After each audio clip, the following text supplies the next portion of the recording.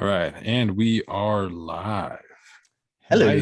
Nice and live. Woohoo. What's going on? Welcome back to another episode of the Crypto Campfire podcast. This is the professor. And Mitch.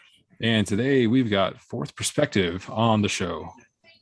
What's Hello. going on, man? Welcome to the show. How are you doing today? I'm excellent. I actually have my mascot here as well today. It's a Smooch. Oh, mascot. You got to have a mascot, especially in the feline variety. Tell us about your mascot here. Oh, this is Smooch. It's one of our 7 cats. 7. Yeah. I thought 2 was too many. Now we're only 1 away from an octopus. Oh shit! Bad dad jokes right out of the gate. I love it. Yep. That's the best. I'm gonna have to write that. It's the Australian Take humor. it to, yes. I mean, I don't know where to go from octopus. Like that's possibly the best thing that anybody could say all night. Like you're a 7 I to know, plus, right? I got to hit the ground running. Exactly. Okay, so let's ask a really important question. Mitch, pick a body part. Pick a body part. I would have to say, let me think here. Let's go with your big toe. A big toe. Okay. All right.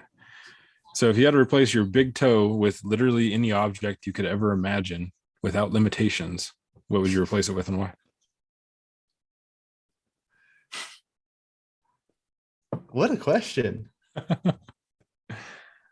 An even bigger toe. I like it. How big? How much bigger? Monstrous toe. Ooh, Yes, just shoe the one. problems. You're gonna have to like recruit Shaq's shoe guy. I don't know. I'm okay with that. It will have its own shoe at the end of the other shoe. Oh, there we go. So you just buy pairs of 3 or sets of 3. Yeah. Cut the back. I got a guy for that.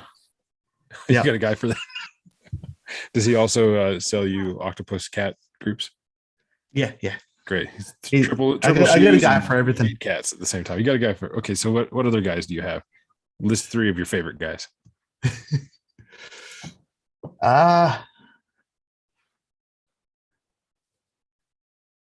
I have a guy that takes over my partner's body to help her work out. Nice. That's actually a true one. Nah, I'm losing track of all my guys now. Darn. Well, that's okay. They'll come to you as we progress through this invigorating podcast. We'll discover all of your guys and all of your special connections and hookups for your triplet shoes. I suppose it's like when just somebody so, asks you what you like to eat and you instantly forget everything you've ever eaten. Yeah, Everything. the food doesn't Oh exist. I my don't know anything. Water, just water. Yep. Water and rice. That's all I eat. Yep. And I sometimes was a not at the terrible same chef. time. Makes for really crunchy rice. Well, before we get too deep into the podcast, just to kind of give our audience a little bit of what's going on here, I am currently in Kansas City, Missouri, and actually no, I'm in Kansas City on the Kansas side. I'm out on the patio of the Chicago Lounge, and I'm down here for a meetup for happy hour that is going to be tomorrow with Clint Westwood and Litecoin Lisa. So there's a lot of background noise, and I got cicadas like right on my back, literally like right on my back. And outside of that, let's have a great talk. I just wanted to give everybody some background why there was so much noise going on. So The noise is good for us, though. You know, there's nothing better than being exposed to the delightful sounds of drunk people and cicadas on the Thursday right? night. I mean, Got come that on, right. what a mix is that? Drunk people and cicadas. You gotta love it, right? Yeah, you know, it's like a very reminiscent thing to the first Clint Westwood episode, right? Like a little bit And then of we bird got the wait sounds. staff. These guys are awesome. Hello. Welcome to the Crypto Campfire. Right? I love it. I love it. We're just You gotta interviewing ask them random the tough stuff. questions. Oh, so Benzo wants to know about a keytar guy. Do you have a keytar guy? And do you have Yes. how many of those do you have to buy at a group? Well, I am the keytar guy, so Oh, I So you said currently those. own 2 of them, but they're all at my band practice space. nice. So Should've no kept one keytar here. performance tonight. Nah. God, we're gonna have to cut this short. I'm sorry. That's just we're done. Podcast is over. There's We're no out. keytar. Sorry. Sorry. Ah. I actually have a picture of it somewhere. Ooh, that Yeah. counts. Let's dig it up one of these days, one of these times. So while you're digging up pictures of guitars, let's step back in time a little bit. At one point in time, did you fall in love with guitars? It was about a You thought year I was going to after ask about crypto, didn't you?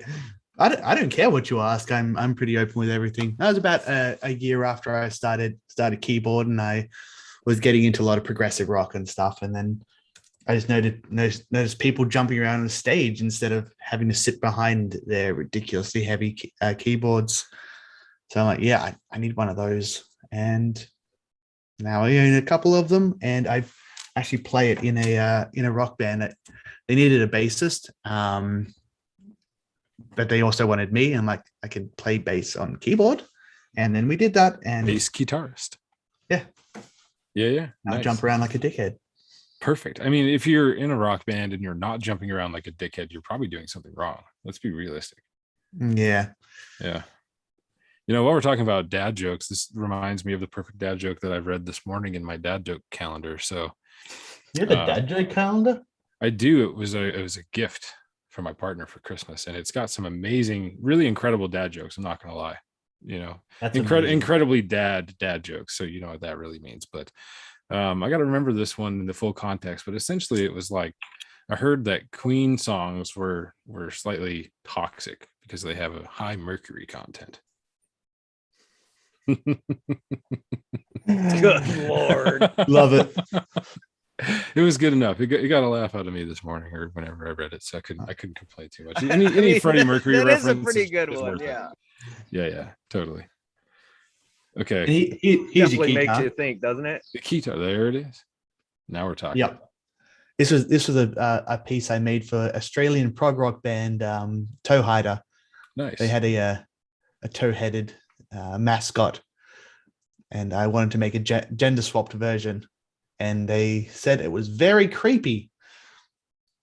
So the toe-headed man seems like he already has the appendage that you requested for your alternate big toe, right? Is that what I'm saying? Exactly. You don't even have to collect it. You just make it. You just get it from him. Attach it. Get your extra shoe. Shit. Yep. It was funny that the model I used for this one, she only after I finished doing it all, doing the photo shoots, the really awkward toe shots, she told me that she had a phobia of feet. Oops.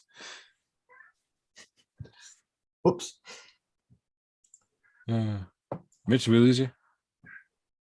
No, I'm still here.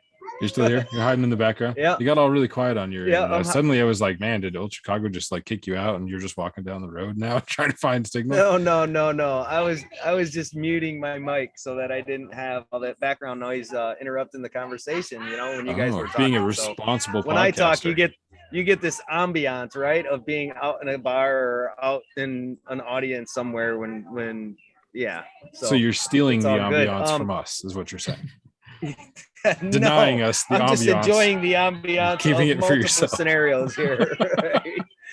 Multi-ambiance. So how long ago did you get into cryptocurrency, and what made you follow for it? Oh, that's a good question. I think well, everyone's been aware of cryptocurrency for years, but I got into the NFT things late February. I think I was looking at Lush Sucks on Instagram. He kept mentioning these NFT things, and like I have no idea what that is. And then the Beeple thing came out. I'm like, oh yeah, this is somewhere I need to be, because I think I started art, like doing photography and art last year, like February, I think. So I've been going about a year and a half now.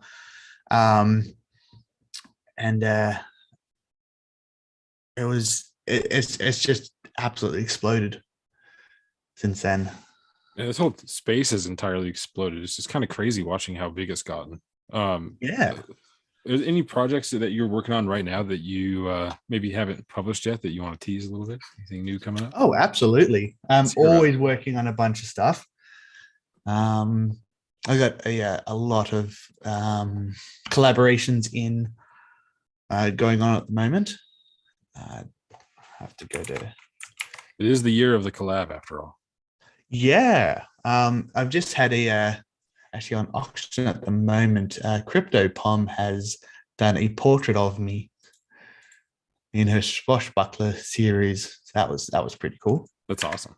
I bid up to like an ether. I'm watching it currently. My ego can't handle this. It's gonna fly, man. The moon. If it's a portrait of the fourth perspective, do you ever get portraits of fourth perspectives? I don't think so. It's a rarity, right? Highly rare. Highly rare. We just kind of mentioned collaboration earlier, and fresh on my mind is the feature that async art just dropped on their website today. That, I mean, other platforms have enabled collaboration features for a while now, where you can define, a collaborating artist and then royalties get paid out to that. But async just added that today, so nice work, guys. Oh, that's cool. That's awesome. Stoked, because async is like one of the coolest places to collab, in my opinion. I've done a few of them on there, and that was always like one little piece that was not quite. What's that? I can't say I've been there yet. Oh, you got to check it out. Have you checked? Have you looked at it? Are you familiar with the concept of what it is? No, I've never even been on the site yet. There's so many different platforms, and I think I got on Maker's Place, Foundation. I've been trying for super rares for the whole time, but I think let me ask you this then: if you're into, what you're into, are you kind of a developer too? Do you do any coding? Are you into computer stuff? Into the nerdy side of things, or more very just the into art computer stuff? But as far as coding, I haven't done that for years. Gotcha. I asked because async art is programmable art. So basically, you can set multiple pieces of an image as a separate layer, and then that layer can have more than one state.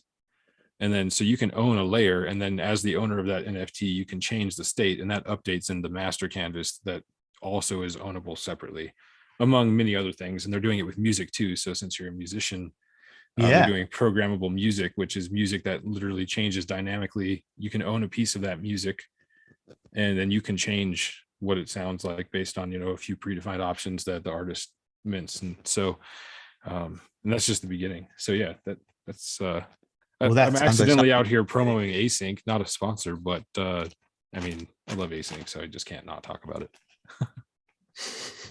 Well, that sounds like something I've got to get into then.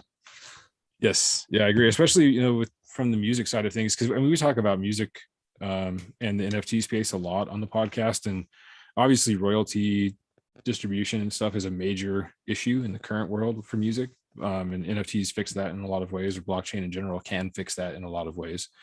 But it's interesting seeing some of the evolutionary things that are coming from the NFT space that weren't really, it's possible to have programmable music on a regular, you don't have to have a blockchain for this, right? It's not like blockchain really enabled this concept, but the idea came from people from the NFT space doing NFT things, realizing that this is an opportunity to create something in the music industry that didn't exist before.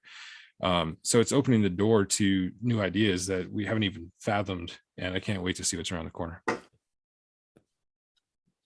Yeah, absolutely. I did see about a week ago, Spotty Wi-Fi release his album by NFT. And that was pretty cool. Yeah, I love that. The Kings of Leon released theirs a while ago, and I'm not a huge fan, but it was one of the, I'm kind of a fan, and it was one of the first music drops from a somewhat mainstream artist, which was right along the time of the full first tumble into the world of adoption that we've seen in the NFT space. So all of 2020, starting in about August, right? It seems like suddenly we just fell down this second level of the rabbit hole, and then suddenly everybody knew what NFTs were, and everybody and their dog was unrarable minting. And we're still a long way from mass adoption, but man, last year got us pretty close. Yeah. Well, at least when you say people don't look at you. You're funny anymore. That's not a word, is it? Well, now you know who it is, don't you? Man. I think I met a bunch of teenagers the other day, and they're like, "Oh, what do you do?" I'm like, oh, I do NFTs," and they actually knew what I was talking about. So that's pretty cool. Makes the explanation a lot simpler and more streamlined. Yeah. So It's speaking of that, how would you explain NFTs to people that might be listening to this show? What is okay? Like, what is a non-fungible token in your words? Uh, in the simplest way, it's a way to verify ownership of a digital print. That would be the Okay, simplest so way. it's like a trademark then, or is it? I mean, how does it tie into blockchain then? Uh, that usually that question leads into a lengthy explanation of what blockchain is, what cryptocurrency is, ledgers, and so on and so forth. Generally, I try to keep away from the technical explanations for people who don't already know what it is. Right, and just keep it more towards a simplistic definition, like you just said.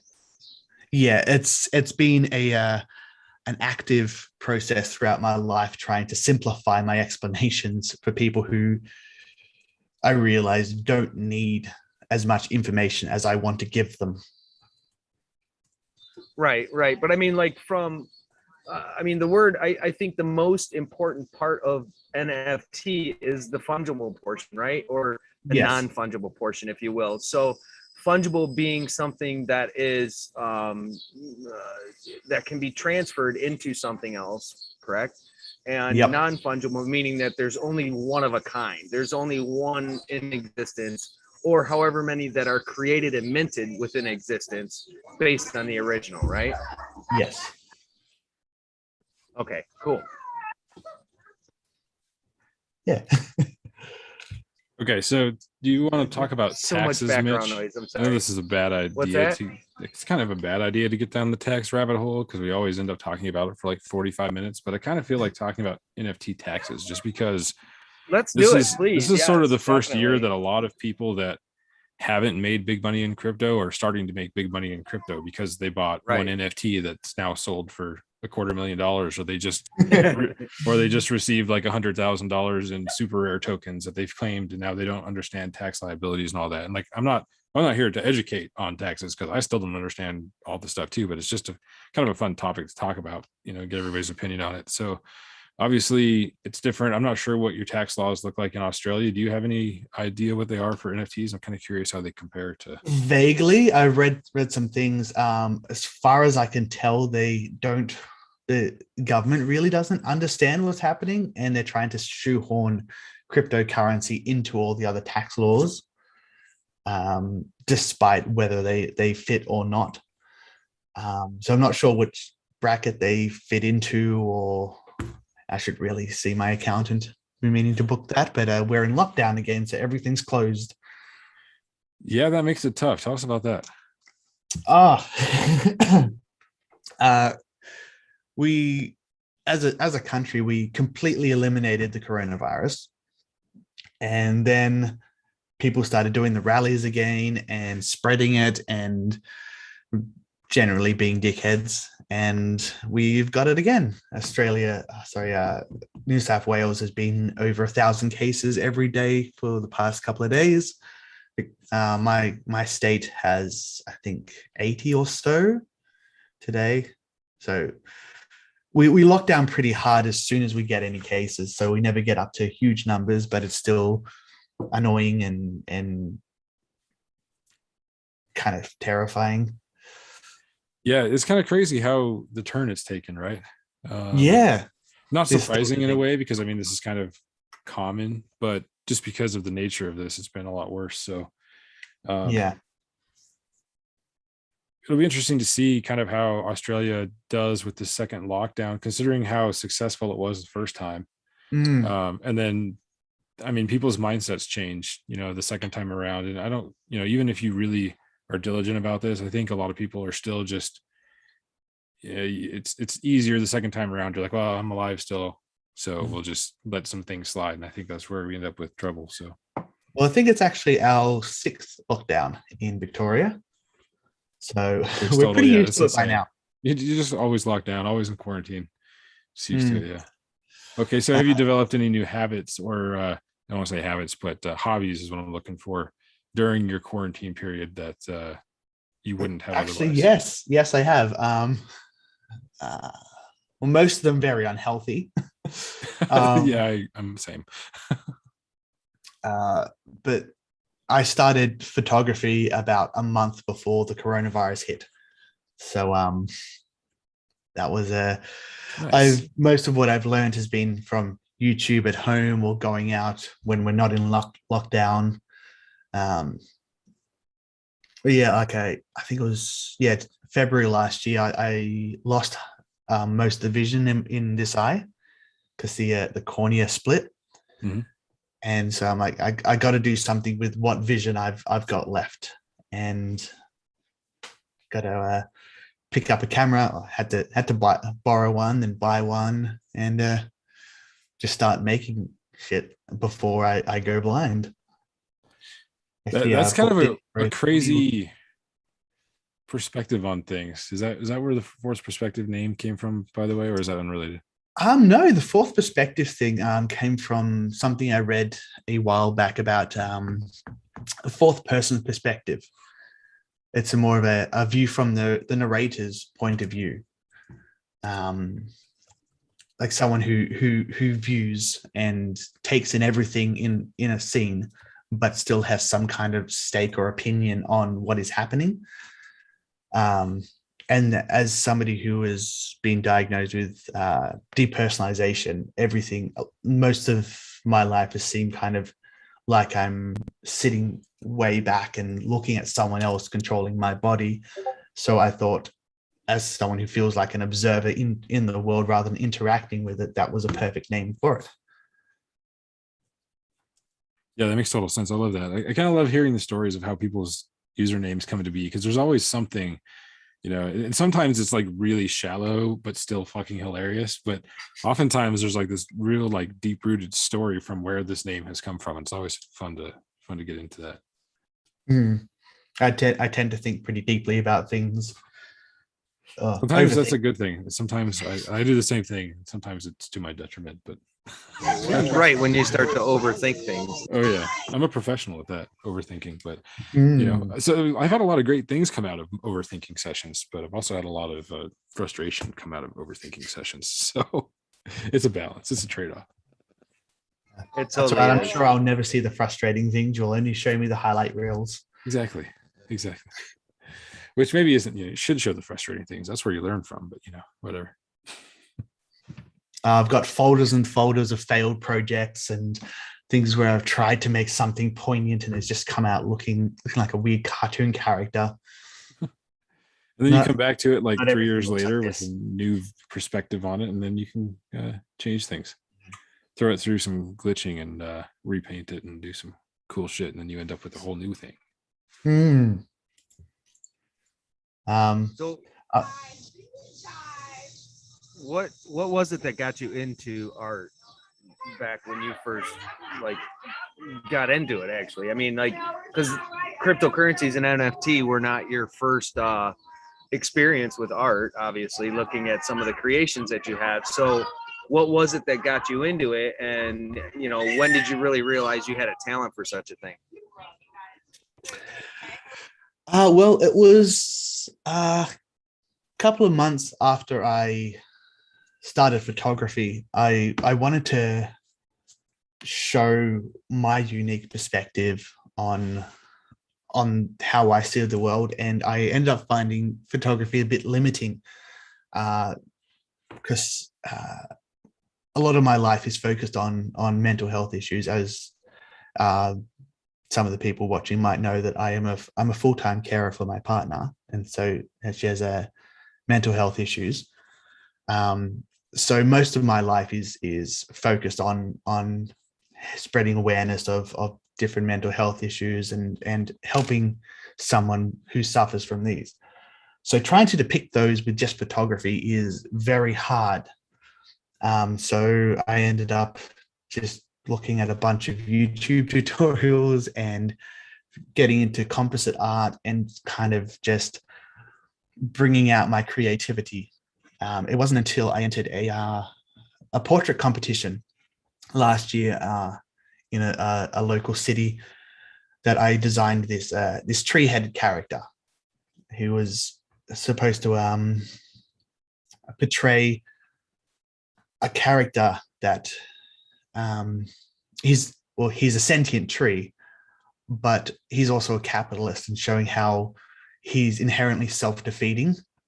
He has a little a belt around his neck instead of a tie, and he won second place. I didn't win with him, but I re-entered this year and I won with a landscape photo somehow. Oh, that's pretty cool. But yeah, after that, people just started liking my stuff and commenting and saying, "I want to be in your art and I want to do this," and then I thought I might be onto something or on something, or and then I just kept getting weirder. Weird is good though. I mean, everything I do in my creative realm is focused around weird because that's where I find my enjoyment. So nothing wrong with what's being the weird. definition? What's the definition of weird? Right, something that you're not used to. Right. I mean, that's what really is is weird. It's something that you're not used to seeing, or something that's out of your ordinary. Right, then becomes weird because it's something foreign to you. It's something that you're not used to seeing. Right. So Exactly. Yeah. when you start looking at things and you start analyzing them and looking, as long as you don't, most of the stuff that I see as far as NFTs are visually stimulating, right? And so if you don't try to overthink that visual stimulation, at the end of the day, you're gaining more appreciation for what you're actually seeing, and not trying to put so much thought into it. Like some of your creations, like the one that's currently behind you on your backdrop, I mean, that stuff is amazing to see, right? And that visual that you get from that, like that particular piece, to me, says somebody's pouring out their soul, right? Somebody's pouring out everything that they have within them, and that's what I see in that piece of art right there. Yes, exactly. So it's all, when you say fourth perspective, I like the name simply because everything has to be looked at from a different perspective. We can't always look at objects. We can't always look at what's in front of us in the same perspective on a daily basis. We have to change our perspective to see different parts of it. And I think that's what ties really well with your name, Fourth Perspective, into some of the art that's behind you. I absolutely agree. Actually making a follow-up to this one at the moment. Oh, really? You got I made that. you have a work in progress that you can show, or is it not to that stage yet? Actually, yes, I can. I can put it as a Sweet. background, or I can share the screen if you want. Yeah, either way, whatever you prefer. Uh, I think I re-enabled screen sharing after we got far enough away from our Zoom bombing incident of 2020. Hang on, guys. Let's do a real quick toast. I got a shot here. You guys got a shot? I know ET, you got a shot somewhere near you.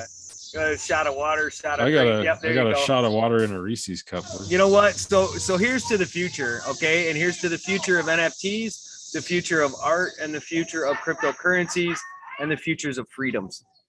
Cheers. Now we just need to get real Reese's here, and we'll be on fire. Oh, hot damn. That's what that was. Whoa. Okay.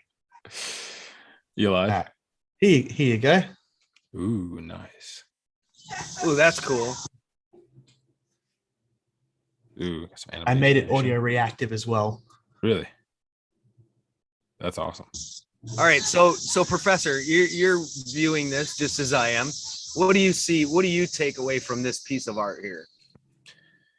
I mean, so from the type of work that I do, like I like lots of colors and flashing and like body parts that aren't doing what they're supposed to be doing, like a blowing off face and that sort of thing. And like, I mean, there's pouring drinks. Yeah. or pouring drinks. Yeah, there you go. Yeah. Oh yeah. We're going way back. We're You're going way back. Sorry. Nipple dispensers, aren't you? Right. Yeah. Our main audience will know that one. They'll understand. It's like the penguin in a bar, but worse. So yeah, no, I mean, I love the just like, how do I want to put this?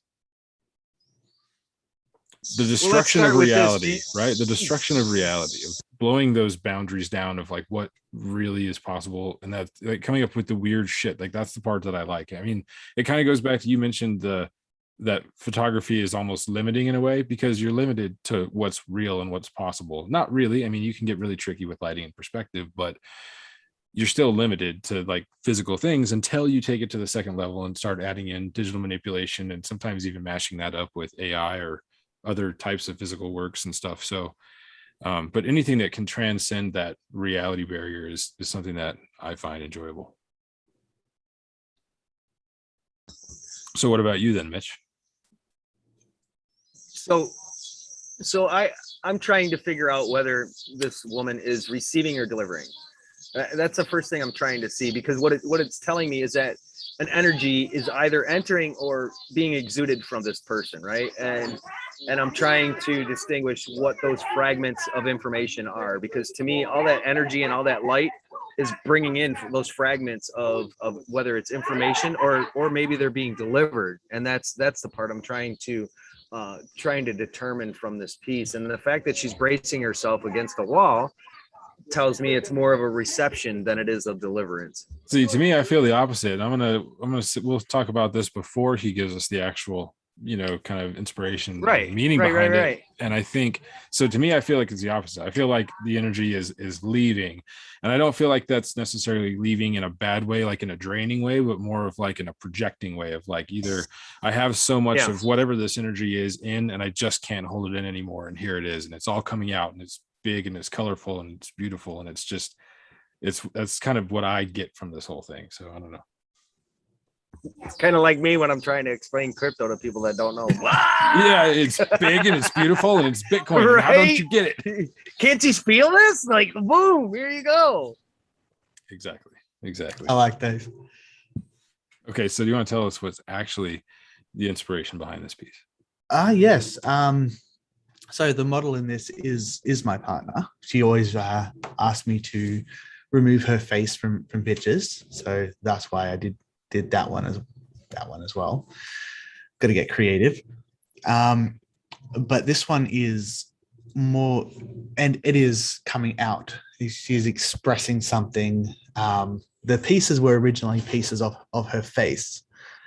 But the idea for the color spectrum rotating through was to show her recent struggles with gender identity, and that trying to express that, to get that out, and that was a more literal portrayal of that using the rainbow. I love that a yeah, lot. it's about something it's connecting to me in that perspective for a reason. So that's very cool. Yeah, I love that. I love the imagery, and especially I love the lighting. Like, manipulating lighting is one of my favorite things to do in art. Yes. There's so many dynamics from it, that especially when you're doing like 3D rendering and some of that stuff too, where it's actually calculating light, and you end up with unexpected results in some cases, because you can apply light in places where you wouldn't normally apply light, and through materials you wouldn't normally apply light through, and things like this. And all of a sudden now you have objects reacting to this, and in the shadows and in the highlights, you're seeing new things and new details that don't even really exist, but because of the lighting, your mind sees them, and things really come to life. So that's very true. I agree with that. Let's see if I can stop screen sharing. I don't know how to do that. This is our there's a yeah, there you go. So there's a button hiding in the very top corner. So seeing in the chat, Benza and GT were wondering if there were degenerates left, and there were about 6,000 left. Yeah, there were heaps. Or about 4,000 left. I think there was 4,000 left about 20 minutes ago. 10 minutes ago, I minted one. I'm logging in right now to try to see if there's still more. I've been trying not to get too many of these profile picture I've only avatar. bought one. This is actually the first avatar project I bought, because most of them, when Bored Apes came out, Shinji pointed that out to us in the guild Discord before they were going to drop, and but I didn't have any ETH, so I was like, well, I'm not going to get any of these. And punks There's were some regrets. Yeah, right. Like, and I was in crypto when punks happened, but I wasn't in NFTs. So like, I was beyond the punk situation. They were way, by the time I had any interest in what a punk was, like on the representation level, I was, so far outpriced that it didn't matter. And then I just haven't been interested in some of the other ones that have come up. I just haven't found anything because I'm not going to just buy it to buy it and just let it happen. It's not about the money in this case. And I've, this one, there's a lot of really great artists behind this that I've followed and respected for quite some time. And I just like the art style and the colors. And so, I picked one of these ones up just for funsies, but it's my first avatar project. So yeah. I'm a firm believer in buying into the people rather than just a profile picture. Mm-hmm. That's why you she is very insistent, and you probably have to censor that. I wake up to that every third day, so it's one of those things you just get used to. Just cat's butt hole in your face, can't get over it. Yeah, you've probably heard about the this little project called Punk's Comic. Yeah, it's a small one, very small. But I was in that from awesome the very, very beginning, like in the hiring stage. I was interested in that because I'm friends with the artist Chris Weil, and when he was telling me about that, I'm like, I'm going into that, and that's how I ended up with the rarest token available for the Punks comic, which is called the Proof of Ape token. It's a little known one. There were only 18 or 19 minted. It was during when they first put up the website, when they were transferring over from a test contract to the actual main net. There was a period there of 4 minutes where it was possible to mint one, but it didn't actually mint, and the funds were redirected to some random wallet. And 16 of us collectively threw about 60,000 US at the time into this random wallet, and it was absolute chaos. And they got all the money back, and we all had a good laugh about it. And then we got this special token to commemorate that, given to each of us, and that was insane. And now I think the price floor on those is about 15 ETH. And we set up a whole little community, and you're muted. Yes, I am. It's one of those things. The mute button is a fierce adversary. It's a double-edged sword. Unrelenting adversary. Every time I fight it, I lose exponentially worse every time.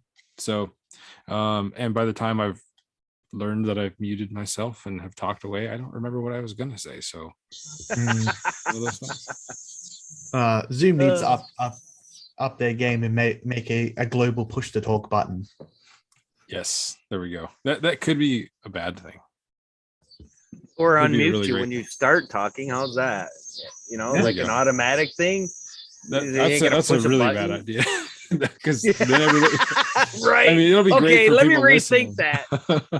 Yeah, let me rethink that. Oh, you muted yourself, and now you're talking about something you wanted to be muted for. Let's unmute you. Right. Oops. Wait, it's supposed to be smart technology. It's supposed to. I like this feature actually. Right? Please implement when to this. And when not to. It's called self-control training. Yeah. Right. None. Yeah. Well, other than the cicadas, it's gotten a little quieter here. So, yeah. Let me ask you, where do you see NFTs? What do you see happening with NFTs over this next bear market that's inevitable? We're real close to getting to this next 4-year cycle of a bear market. So, what do you see happening to NFTs? And I mean, outside of the fact that, the artists will continue to build and all of that. I see it being integrated into a lot more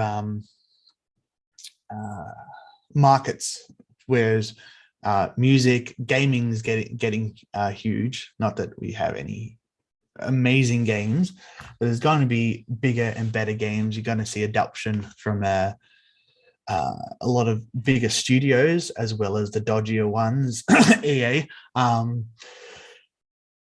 You're gonna, yeah. I think it's more about, well, for me, what I want to see. I want to see more big name artists come into the space to legitimize it in people's eyes, to bring more people in, more investors into it. Now you say big name artists, like who? Name one. For me, it's just, I don't know how big he is, but there's a guy from Poland called Marcin Weron. He's a fine art photographer. I take a lot of my inspiration in, like, thematically from him. I'd love to see him in it. I would love to see. No, I'm drawing a blank. It's that food thing we talked about earlier. Yep. So what's your favorite food? Indian food. Anything spicy? Ooh, yeah, I'm with you. I love spicy. My peppers I've eaten a lot ripening. Of really weird food. I was a chef for years. So really? I'm happy to never have to do that again. Professionally, you mean? You still cook for yourself? Yeah.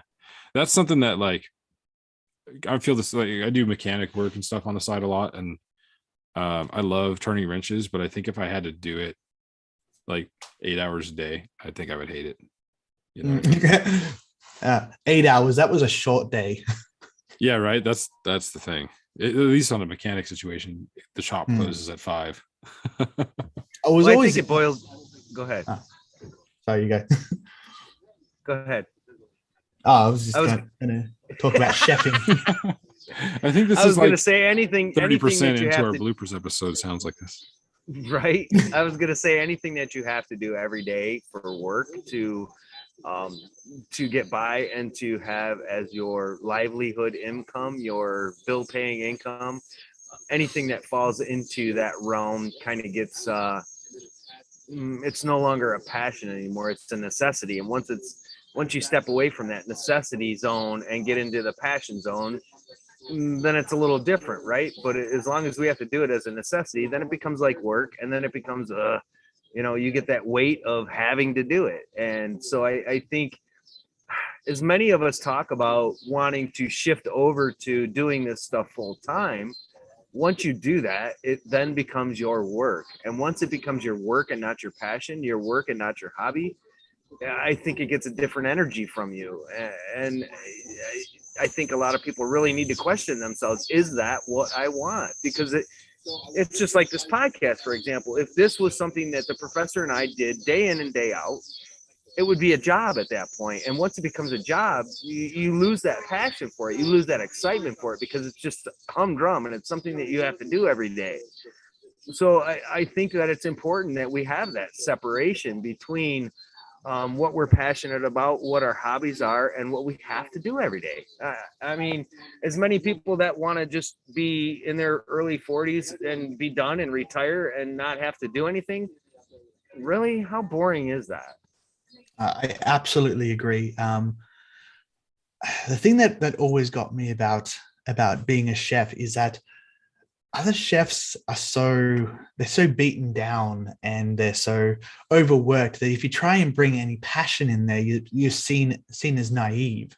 Like, I love food. I love the chemistry. I love just interesting things, flavor pairings, and I'll try and be enthusiastic about things, and they will just talk down to me. And talking about knives, and like I love Japanese knives, and like I've got so many knives in my kitchen, and they just looked down on me, and they saw me as naive, wouldn't take any of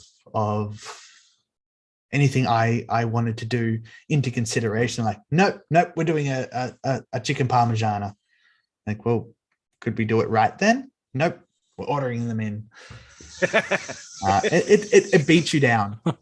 Why do you think that is, though? Why do you think that feedback is something that we receive when we try to be original or when we try to be creative with what everybody has become humdrum with, right? Why?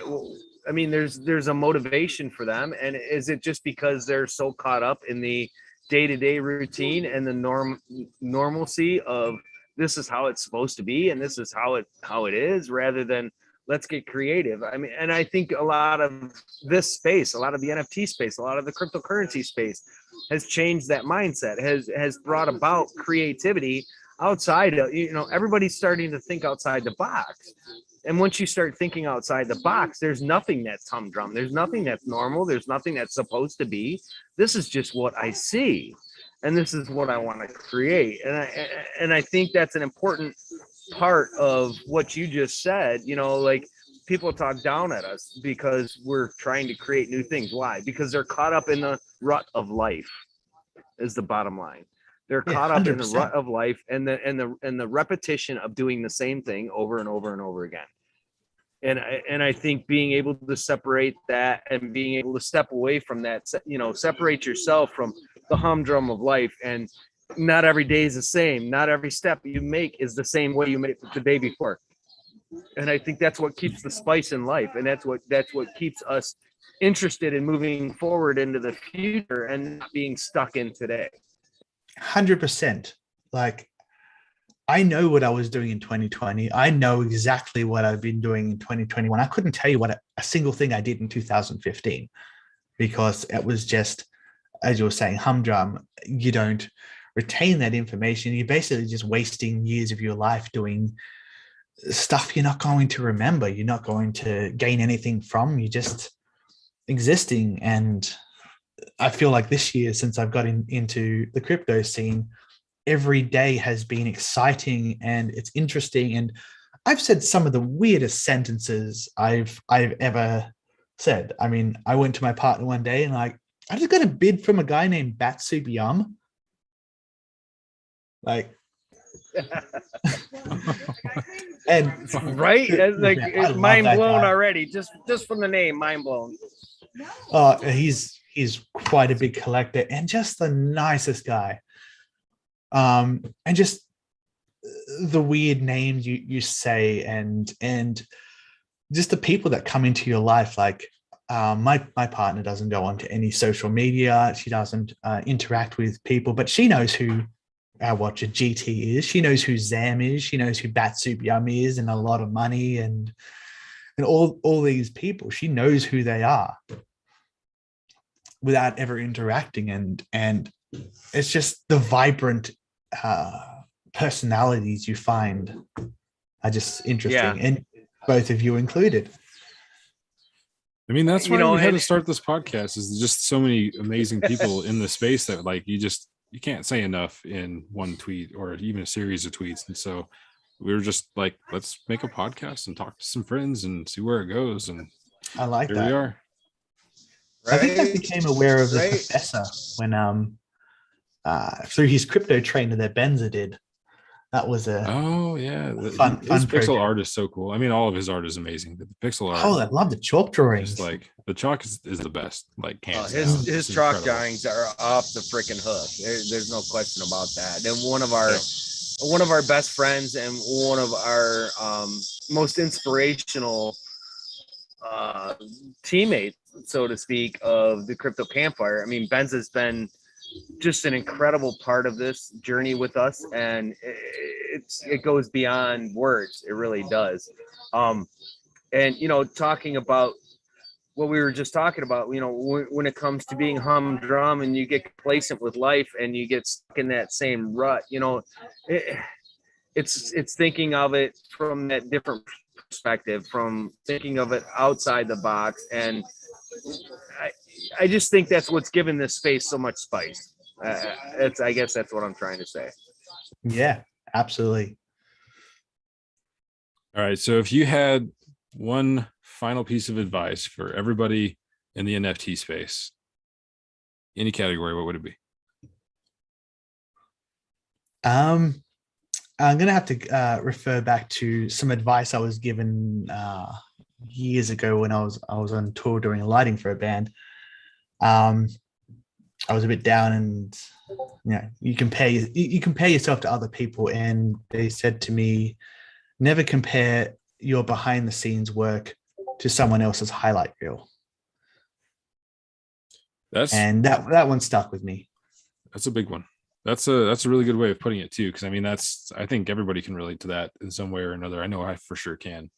It's like sometimes you get really hard on yourself about shit, and you're comparing yourself to something that you don't even actually desire to be, in some cases. And so it's a weird realization. I really like the way that that's worded.